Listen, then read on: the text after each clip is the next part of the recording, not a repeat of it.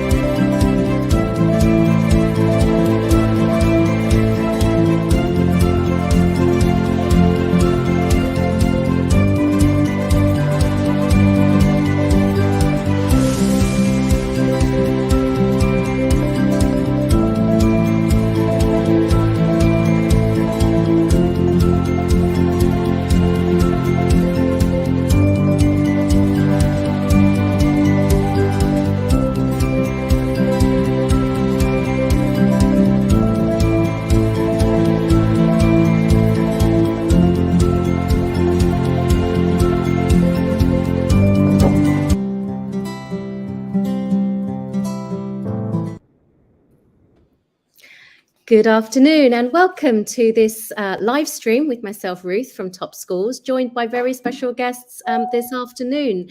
So let's get straight to it and welcome to Eleanor and Olivia from British Tutors. Hi, guys. Hi, Ruth. Hi, how are you, Olivia? Eleanor, can you hear me? We're having a little bit of technical issues. So just while I give Eleanor and my cat out of the way. So welcome for those of you who are watching live, or if you're watching on the replay. We do this every Thursday at 6 o'clock. Usually it's an Ask Me Anything about Hong Kong schools, but today we have a special topic, which is school entrance exams and some of the secrets, and Eleanor and Olivia are going to let you in on some of those secrets. So in the comments below, ask us anything related to school entrance exams. Let us know where you're listening from, which platform, which country, which part of Hong Kong, and we'll answer your questions live. And we have some pre-submitted questions as well. So, Olivia, welcome. Thanks. Thank you for having us, Ruth. It's very nice to join your Facebook Live. And where are you joining us from? I am in England at the moment, but just got back. I've been in Hong Kong and Singapore and just arrived in England a couple of weeks ago. And I just switched around and I just landed in Hong Kong yesterday. Nice. So, very, very quickly, could you just tell us a bit about British Tutors? Yes, absolutely. British Tutors is an education company based in Hong Kong, and we also have an office in Singapore as well. And we've been going since 2008, and we provide education consultation and also private tutoring. So our primary business is private tuition, helping students mainly get into schools, whether that is in Hong Kong or in the UK. We're specialists in UK school entrance as well. So we do a lot of work with families or students who are transitioning to UK schools. Yeah. So we help with school choices in the UK, and we help guide them with their academic learning to help them make that transition. And for our students who are staying in Hong Kong, we do lots of tuition to help them get into Hong Kong schools or to make sure that they're thriving in that particular environment. And that's why we decided to collaborate, because where you guys are looking at the academics, we're looking at the admission strategy. So we thought that was a great collaboration. So we've known each other, for a few years now. And so we have created an exclusive package for people who are watching this today, for people who are jumping on our website. We'll give you a link at the end. So please keep watching and get that link so that you could access this school entrance preparation course that we've put together with British Tutors. So if you have any questions at all, just go ahead and type the questions below from whichever platform that you're joining us from. Let's make a start. One of the things that actually, as you were doing the introduction to British Tutors, something struck me. I've been in Hong Kong for nearly over 30 or almost 30 years now. I lose track. And I used to think that tutoring was sort of a Hong Kong thing, that Hong Kong parents took tutoring to the nth degree. Yeah. But I've realized now, and I've moved my children to the UK, that it's not just a Hong Kong thing. I mean, it's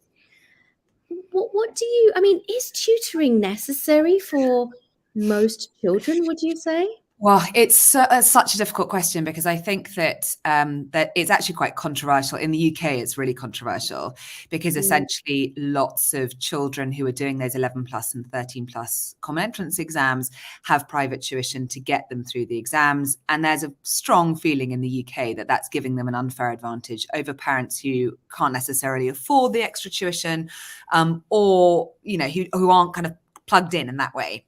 So I think it's a really difficult question. I think that if your child is performing really well at school and you have no concerns about them and you're not making a big educational transition, I think you have to weigh up that extra tuition can be stressful for children. It can be giving them a lot of extra work on top of homework, and it might not be totally necessary. The school might be covering everything if they haven't flagged up any problems. potentially no need. However, I think for children in Hong Kong who are moving schools or who are moving countries, I do think it gives a serious advantage. And I think that advantage comes from, particularly if they're moving abroad, the Hong Kong curricula. There are big gaps between what students are learning in Hong Kong and what they'll be learning in the UK and what their peers in the UK are learning. Even when they're in an international school, I think that's worth Completely. pointing out. Totally. Yeah. Doesn't matter what curricula even if you're at a British international school, it doesn't matter. The gaps are going to be there. Yes. And Yes. it puts you, I hate to say this well, but it does put you at a disadvantage because you're not competing against other international students. You're competing against your peers in the UK system who have been to top UK prep schools, and you're being measured against them. Yeah. You don't really get an allowance for coming from abroad. No. And I think that tuition can completely cover those gaps and put you on a par with your peers in the UK. So it levels the playing field for international students, I think, coming into the UK system. And I think in Hong Kong, for students moving from the local system to international, or Hong Kong schools have such different curricula, such different syllabuses that they follow. I think, again, it can just level that playing field. Yeah. I mean that you start at a level with your peers. That's a really comprehensive answer to the question, Olivia. And welcome, Eleanor. Can you hear us? Hello, I can hear you. I hope you can hear me. Hi. Okay, welcome. So I do agree with almost with all of that. And I would just add that when they are moving straight from the local system to, let's say, the UK, we would generally advocate like 2 to 3 years in an international school is going to ease that transition greatly as well. Because as you say, that the academics, there's a difference in what they're learning. So if English language is going to be an additional challenge, you kind of want to remove that additional challenge as far as possible. So good start. Thank you for your question, Li Ming. And Li's asking about specific schools in Hong Kong, which I will get to at the end. If you have any questions related to school entrance tests in Hong Kong or the UK, my experts this afternoon are Olivia and Eleanor from British Tutors. And we've collaborated on a school preparation package for both primary and secondary, which will give you details at the end. So let's go to something that people ask me a lot is you covered some of it, but let's say the parents have decided that they do want to explore the possibility of tutoring. Where do you start, and how do you benchmark each child to be able to then build a bespoke program for him or for her? Who would like to take this? I'll talk a little bit about this. And what we very often do with families when they join us is put together a kind of bespoke assessment package for that child, which will give them a few different papers to sit. We've chosen those to go for a sort of high international level, and it will involve maths, English and reasoning skills, which are very important across a wide range of entrance tests. And then also we think it's really key to bring in some interview into that. So we will put together this assessment for a child and use the marks from that to not only give a gauge as to where they sit and what kind of school might be good for them to look for, so sort of give a good bracket against the peers, but to go beyond that, what are the gaps that can be filled in? What are the areas that they're excelling in? What are the areas that still need more work? So that we can put together a tuition program that's going to be the most effective. Rather than covering everything broadly, we're looking at the specific needs of the individual child and targeting those to pull up the areas we can pull up the quickest for the most impact in the shortest time. If we've got a short time window, if we've got a longer time window, then we will really build up on all those skills and do a continuous assessment. So this wouldn't be something we would then do once, but we could come back to and keep looking at where we are against where we need to get to. So it really depends on the time frame that we've got before a UK school entrance process.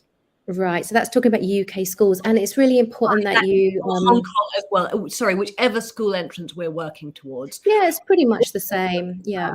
Look at Yeah. where we've got to get from, where we've got to get to, and the time frame we've got to do it, so that we can use that time in the most effective manner. So it's really important that you identify that as professionals, that you need to identify the gaps and start there, because I think there's some. A different approach would be, okay, you're grade 6 or you're year 7, we're going to start with a year 7 program and we're just going to go through it. I've seen that happen, and unfortunately I've seen a lot of parents and children go through, cover a lot of content that they already know. Yeah. So I think that's a differentiating factor of British tutors, that you're able to identify the gaps and address the gaps. Yeah.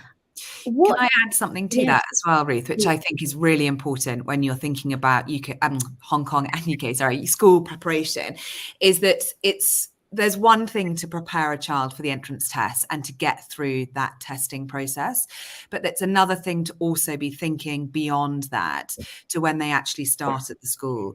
So what we really work hard to do is look at that benchmark assessment that Eleanor's been talking about at the beginning of a process with a family. We look at that and we look at the stage of getting them through the exam and the stage of getting them beyond that, so that once they start at their new school, they are already on the front foot. They're already feeling academically prepared. They're feeling like they're confident, that they're at the same level of their peers, that if the school is in sets, that they're in a good stream in the school classes for each subject. And then they're able to concentrate on all the other side, the social side, the settling in, the making friends, all of that. And for us, it's the whole journey that's important, not just getting through that entrance exam. So we really do try to prep beyond the test. You know, the test is something all our students, we hope, will pass. It's beyond that as well. Look to really academically prepare them. Yeah, we've occasionally, not too often, but we've occasionally had conditional offers where they identify that the gap is a little bit larger than they would like, and they would say, okay, we will accept this student in August, September, on condition that she will study this, that, and the other over the summer. So we've seen that as well. So, and 100%, I mean, as you say, when you're moving a child from an IB curriculum to a UK, or there are lots of gaps. So as far as possible, as parents, we would, you want that child to sort of hit the ground running and not be too stressed. And so I guess tutoring academically as well. You know, they'll do better academically if they're not stressed, if they're happy, if they're enjoying the school when they get there, 100%. If they feel relaxed, all of it. 100%. So it's really important to identify the gap. Now, what I want to ask you next, and I don't know, I mean, we see some parents that have slightly unrealistic expectations, right? The gap is huge, or the gap's rather large. And like you say, we use that to some extent to identify, you know, which schools we feel this student is going to be successful. Because the last thing we want to do, what we do, is we want to set the children and the whole family, we want to set them up for success. So if they're going to apply to the school, go for the test, and then get a no, we feel that that's a shame, and we really try to avoid that. So how can you identify the size of the gap, and what can you accomplish in a certain amount of time? Shall I answer that, Eleanor? Sorry, it's a big one. Yeah, that is a big one. I think it depends on various things. I think parental involvement is really important. I think clear communication with the parents is really important. And I think setting realistic expectations is important. So I think before we take on, you know, we can assess a child, identify those gaps, and then a big part of our job is communicating with the family what our findings are, what's a realistic pathway for that child. And working with you, Ruth, in doing that as well, in kind of having a combined approach with the family to say, right, these are the schools we think are appropriate. If we want to go for these schools which are of a very high level, then this is what we think we're going to need to do. We're going to need the family's involvement outside of lesson time to, you know, read books, discuss things with the child, make sure homework is done, really get invested in that. And in looking again at the time frame, seeing how much time we have available for lessons, what we can accomplish within that time, and maybe put in another assessment a little bit further through the process to check in and make it clear with the parents where the child is after a month of tuition and where we then expect them to be after another month of tuition. So there's one side of this which is all about that communication between us, you, them, making sure that it's a really cohesive plan which everybody understands and that everybody is realistic about as well. We can do huge amounts with children, but we can't work miracles. And we want to be realistic with parents about that. So what we then try and do, obviously, is look at how much time we've got and try our absolute best to get the greatest results within that time. A lot of that comes down to choosing the best tutors. All our tuition is one-on-one, and our team is so amazing, even though I say so myself. And what we really try to do is match our tutors with the child very carefully. So that can be just about making that connection so that that relationship is a really positive, successful one where they can really get on and make good progress. And that's really important with one-on-one tuition, that relationship between tutor and student is successful. And that has a huge impact on how much you're able to accomplish. Right. So let me ask you, I mean, there are lots and lots of tutoring companies out there, and we've partnered with you because we trust you implicitly, and we know that you have some of the very best tutors. So if you can just, you know, take us through, you know, not identifying specific tutors unless you'd like to, but what are some of the characteristics of your tutors that you think is important when you're matching them to certain students? We are incredibly picky about who we hire, because one of the things we really look for in our tutors is someone who loves learning themselves, and we feel like is going to be able to communicate that. Because we want, particularly when you're in a one-on-one setting, your ability to connect with a child and inspire them is huge. This isn't speaking to a large class. This isn't delivering lesson material. You have got a real opportunity to form a connection and pass on enthusiasm. So we really look for people who have loved learning themselves, and that love of learning has taken them down to interesting academic paths. We look for people who have got very good degrees from top universities and who have carried on that love of learning into different fields of life. And that's really wonderful, because we think that gives that certain spark, that extra that is going to make lessons all the more effective for the students, and that can be really kind of infective, that enthusiasm. And how do you do the matching? So say, for example, I know that both of my children have done tutoring at various times. I do agree that it's very beneficial. And one of them asked for it and one of them didn't, but they both had it. And my son very much responded better to a male tutor. And so what's the process that you go through with parents and students in order to match to a particular tutor? Well, we try to really speak to parents and get as much information in those early stages, so that we're not just taking the most basic information about the goal, is we're really exploring where it is that a child is coming from, what it is they enjoy, what's been successful for them in the past, what motivates them, where they need to get to. And that can help us decide whether a tutor who is male or female, that often is a big deciding factor, the age of the tutor, or also their approach, whether they want somebody who's more kind of enthusiastic and high energy, or someone who's sort of calm and settled and structured. You know, we think about what we think would work best for a student based on what we know of them.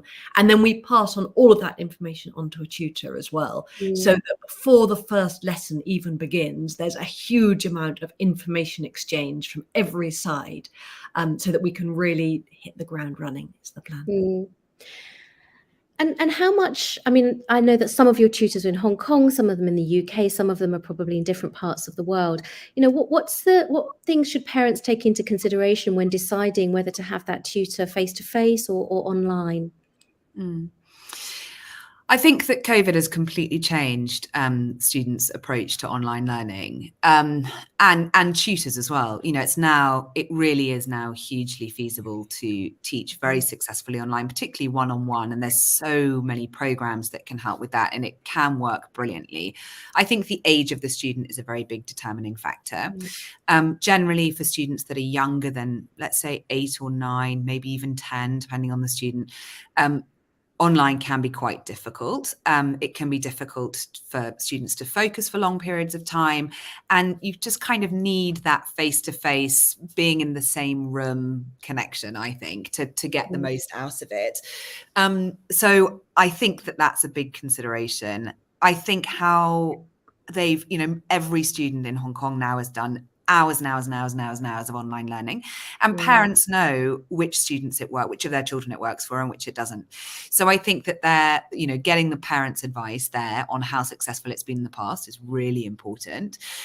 Generally, what we find with our students, though, is that older students, particularly those who are, GCSE, IBA level age, online works really well. It's really convenient for the student. They don't have to spend time traveling if they're going to come to our office for lessons, or for the tutor to go to their home when it's not necessary. It just can be really good and really convenient, and actually very focused, effective learning. But for younger students, it still needs to be face to face. Yeah, it does really depend on the child. Yeah. What we have found, which is a nice kind of mixture of the two, is often we are having students having hybrid lessons. They've got a tutor on the ground in Hong Kong. They know they've built up that personal relationship face to face. But then when the family's traveling, when the tutor's traveling, when something else is happening, or lessons need to be added in, it allows online, kind of gives a whole new flexibility and allows a mixture of both, which can bring together the kind of convenience of one and the relationship building of the other. Yeah, that's a really good point as well. I have a few questions. One's about a particular Hong Kong school. Let me see if I can just cover this. Have you guys, I can answer this briefly. Have you guys done preparation for Year 7 intake for Chinese International School recently? We've worked with Chinese International School students a lot, and applicants, but I think this is probably a question that you'd be better placed to answer. Hi, Li Ming. This relates actually to another question as well, which is most schools are using a combination of, and I think this is the same in the UK as well, they're using a combination of a standardized test then plus their own test. And for UK schools, they're using for international students, it's different to domestic students. I'm going around. Li Ming, the short answer is they use a standardized test called IDAT. At least they have been for the last couple of years. It's kind of new to CIS, and no other schools are using it currently in Hong Kong. Then they go into their own papers and an interview. So I hope that answers your question briefly, Li Ming, but it's hard when maybe Eleanor or Olivia, could you talk, generally about UK schools, the standardized, what tests are required, and how do you prepare children for those tests? So actually, I think it's exactly as you said. I think it is very, very similar with Hong Kong and UK schools. I think most schools use the first round very often, and particularly for international students, is that standardized test. Tests like UKSET, very, very popular as a first round. Yeah. Sorry, go ahead. No, I have some reservations about UKSET, but I do believe that they're phasing it out. I think a lot of schools are moving away from UKSET now. Yeah, and it's just actually the UK school entrance process is going through quite a transition, I think, post-COVID and with various other things. And schools now quite often using their own their own kind of computerized adaptive testing as well. So I think we're going to see a lot of changes in the next couple of years about how the entrance process works. And actually, we already have seen a lot of change. But most schools will use some kind of pre-test format, and and that point they'll have an interview, and then that's on the basis of that is when you get an offer, and then you have exams about roughly 6 months before you'd start at the school. I think that what we find is that a lot of people put a huge amount of stock, and I think this is true for Hong Kong applications as well, for schools in Hong Kong. A lot of people put a huge amount of stock by the academic tests and don't realize the importance of the interview. And people think that it really is about how well your child performs in any kind of standardized or individual testing, and that the rest of it is kind of decorative, right? That the interview isn't so important, that the school reports aren't so important. Whereas actually in our experience, what is hugely important and what we put a lot of focus on in our work with our students is on that interview. Schools are communities, and they want children who are going to join that community, who are going to be enthusiastic about being part of that community, and who are really going to get involved. And they want to know who those students are. They don't want it to be somebody that they know got 85% in a test and that's really all they know. They really want to have a good sense of what makes that student tick. And that comes across in an interview, and it comes across in how the school is reporting about them and all the kind of the other side too. So it is so important. And I think that's true. Actually, someone was asking the question about, do we think that the schools will move away from the standardized tests and focus more on portfolios and interview skills? Because let's face it, the universities are, if you look at the top universities, if you take Oxbridge as an example, the grades are just the absolute minimum that you actually just need to get in the door. Everybody's got those grades. So then what sets the candidates apart is everything else. But then Oxbridge actually is a really good example of this, because Oxbridge obviously in relatively recent years have reintroduced their own admissions tests. So what they're seeing is that those grades, exactly those standardized grades, are kind of irrelevant because everybody has the same grades and you can't tell anything about it. So they are obviously doing their own testing, followed by their usual very rigorous interview process. And I think that's what a lot of schools are doing and might put more emphasis on. Less of the standardized testing, much more on their own potential tests. So not skills-based, but real potential tests, and then interviews. And I think that also feeds into a kind of general public mood about going back actually to your first question about how private tuition can, or the school that a child has come from, can prepare a child, can disturb that level playing field. And actually potential tests are a good way to show how candidates from all walks of life can perform in an exam setting. I do think that's slightly different for, as I said, for students who are coming from Hong Kong into a UK system, because I think the syllabuses are very different. I don't know. I think it's interesting. I think it's interesting to see what will happen. And I think I really think that interview and the kind of making sure that your children are reading and talking about what they're reading and are aware of current affairs and can talk in a really engaged way with adults and can understand that an interview is not just answering questions, but it's about getting a conversation going, and it being a back and forth. All of that is so important. And that is something that is those skills are supported in an international, in a Western environment. I need to plug in my MacBook. Let me ask you a question while I go and plug in my MacBook. You mentioned Hong Kong students, but what is it about Hong Kong students that, you see that maybe they're focusing on maybe the wrong things, that they should be focusing on other things? Do you want to? I don't know who's done. I think one of the main things that we see time and again across students who are in the Hong Kong schooling system is a difference with how humanities are taught. And this is across international school systems, local school, across the board. The way that English and humanities is taught is not as discursive and explorative as it is in the UK system. So very often when we are trying to teach people very high level English skills. We are having to go above and beyond what is being taught in Hong Kong schools to get children to kind of use their critical thinking more, to analyze literature to a deeper level, to realize that there is not just a right and wrong answer, but there is inference that is needed. There is questioning, there's debating, and it's these skills that we really try and weave into English lessons to take the humanities learning across the board up to a higher level than we see being taught in schools across Hong Kong. And what do you see as the difference between, just sticking with humanities for a minute, between the IB schools in Hong Kong and what the UK schools or a UK school in Hong Kong is requiring? I think the IB system is excellent and obviously very broad, particularly, with the humanities, I think. But do you mean for students who are moving from any system to the UK from an IB system? From an IB system to a UK system. Yeah, I think that it depends on what age they're making that move. I think, and my own daughter actually has just moved from the IB system to a UK system, so I have some good experience with this. It depends entirely on what age they move.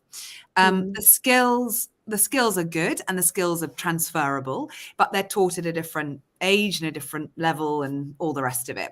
So I think, again, there are going to be gaps, as there are at any point of moving between two completely different curricula. Not necessarily because by the time they reach 18, those skills won't all be covered, but it's a different time frame at which those skills are covered.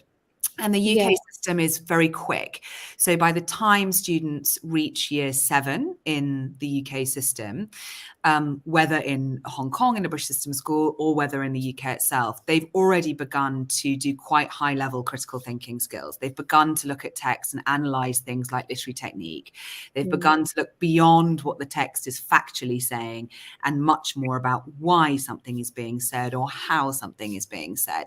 And that starts around year 6 and it ramps up very quickly. So by year 9 in the UK system, that's really all the focus is.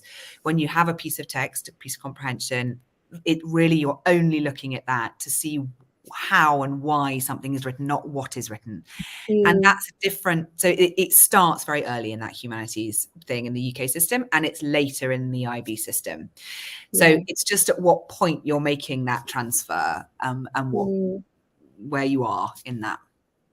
Yeah, no, I'm just trying to think because, well, my own children, both of them moved from IB to UK system as well. I mean, some of the common, slightly outside the scope of our discussion today, perhaps, but quite a lot of the criticism of the UK curriculum is that they're still using texts which are, hundreds and hundreds of years old, or, the same texts that I studied, my children are studying. But you made an interesting point. The text itself is actually not the most important thing. They're learning how to critically analyze how and why it was written, which I think is an important point. And that's carried across the board across the humanities. You study history in the UK system and other systems, but you say it's early on in the UK system, not to understand what historical events happened when, although that's part of it, but it's so much to look at why these events happened, different perspectives on this event, why, what the idea of truth is, for example, or facts in history, and how perspectives can completely change that. So the UK system really comes at the humanities from, as Eleanor said, from a very explorative viewpoint. It's really looking at why and how and debating and perspective, and it's not looking at absorbing information or absorbing facts. And that is quite different. And that is, as Eleanor said as well, that really is the biggest gap that we see. And what we do a huge amount of tuition is in kind of putting that mindset in place for children who are making transitions across to the UK system, either within Hong Kong or out of the country. Yeah, really important. We've almost gone over time, but just a few tips. It goes fast, and I've got one question from somebody that I'm going to put up in a moment. If you have any more questions, this is your last chance to get your questions answered live by Olivia and Eleanor from British Tutors. Tips. I mean, could you leave us with a few parting words? Top tips for Hong Kong students. Yeah. I'll give mine, and then Eleanor, Okay. maybe yours is going to be the same as mine. But mine is reading. My top tip.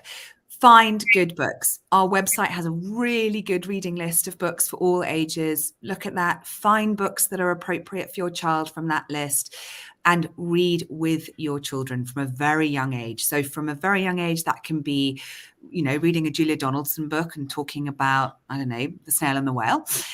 Or it can be for older students, them reading chapter books by themselves, you reading separately that book and discussing that over the lunch table or dinner table.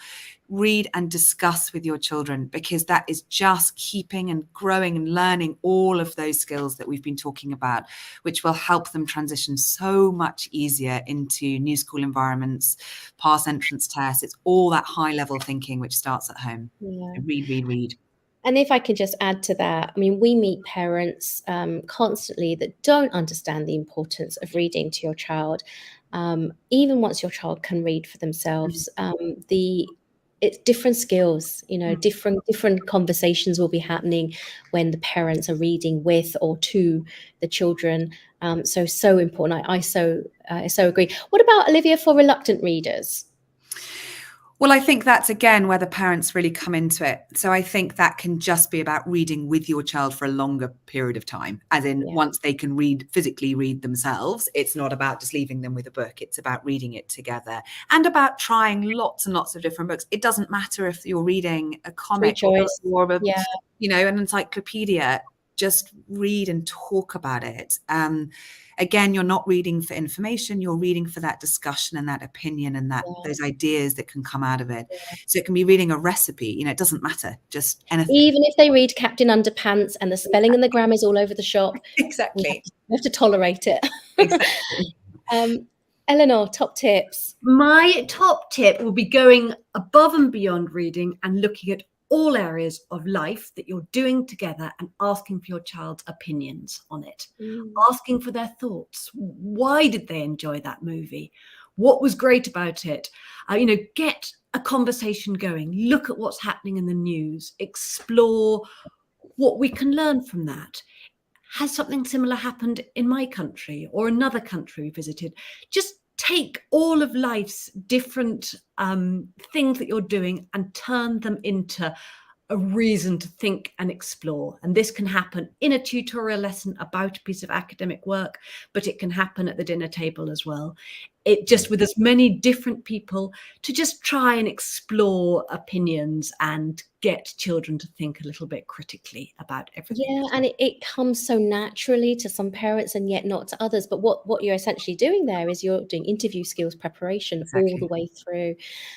We've had some students really, unfortunately, just stumble at the interview where then they're just not interested in, as you say, Eleanor, in life. There's huge, big news events and a year 12 student is unaware. So and that's very often what we could be doing in our tutorials. It doesn't have to be a tutorial about English or geometry. It can just be about these kind of skills, entirely skill-based tutorials where we're getting children thinking and talking. Yeah. And actually, a lot of what we do with interview prep, which I think works really well, we've had huge success with, is having one tutor who does all that skills-based learning, and then in quite a short period of time have, say, 3 or 4 new tutors do mock interviews. So they're seeing different people, having that different kind of dynamic with another adult, and having to work on those skills in that kind of mock environment. Getting comfortable with unfamiliar people and places. I've got a question. I think LinkedIn doesn't bring over the name, but I'm not quite sure what they're getting at. Single parents, okay, respect. I mean, it's difficult enough being double parents, especially those who can't afford private expenses to create portfolio. I'm not quite sure what you mean, what you might need a portfolio for. In Hong Kong, a lot of parents think they need a portfolio to apply to an international school. You don't. But I'm not quite sure. Do they need portfolios for UK schools? No, Not we have the really, same no. misconception. A lot of parents think this about both Hong Kong and UK schools. No, you do not. Yeah, maybe the answer to your question is that maybe stressing about the things you don't need to stress about, really. that you don't need a portfolio. Maybe if you're applying to a local school in Hong Kong, that's not my area. But for international private schools in Hong Kong, in the UK, you do not need a portfolio. In fact, when I get parents sending me certificates for this, that, and the other, it gets filed away. I mean, the schools are not impressed by a lot of activity. The proof is in the pudding, as you say, when it comes to interview. So your child might have done their grade 5 violin. That's a fact. How passionate are they about music, and what does it mean to them, and how can they express themselves about this in an interview is what's going to count. I think no, you don't need a portfolio at all for ASHK. This is American School Hong Kong. Give me a call and or let's chat offline. I think we'll leave it there for now. We've gone a little bit over, but it's been super interesting. Thank you so much for joining us. I have a link to put up. So thank you so much for collaborating with us on this. We're super excited.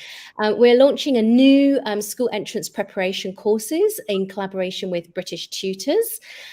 So register your interest. The link is below, and we will be in touch with you. You can sign up. They're limited spots because the tutors have limited amounts of time. So these are designed for children who will be applying for entry in 2023, for entry to a school in 2024. And beyond, and even 2025. So it's not too early. So we have different packages for primary and secondary. Follow the link, and we would love to discuss that with you more. Thank you so much, Eleanor and Olivia. Hope it's sunny there today. Yeah, it is actually, surprisingly. Very, very, very hot here. So maybe we can do this again. And for those of you who are watching on replay, if you would like to type your comments, we will ask Eleanor and Olivia to answer the comments there too. So thank you for watching. We'll be live the same time next week, Thursday at 6 p.m. It would just be myself. Ask me anything related to Hong Kong schools. Thank you for watching. Thanks, Eleanor. Thanks, Olivia. Thank you so much, Ruth. Bye. Bye.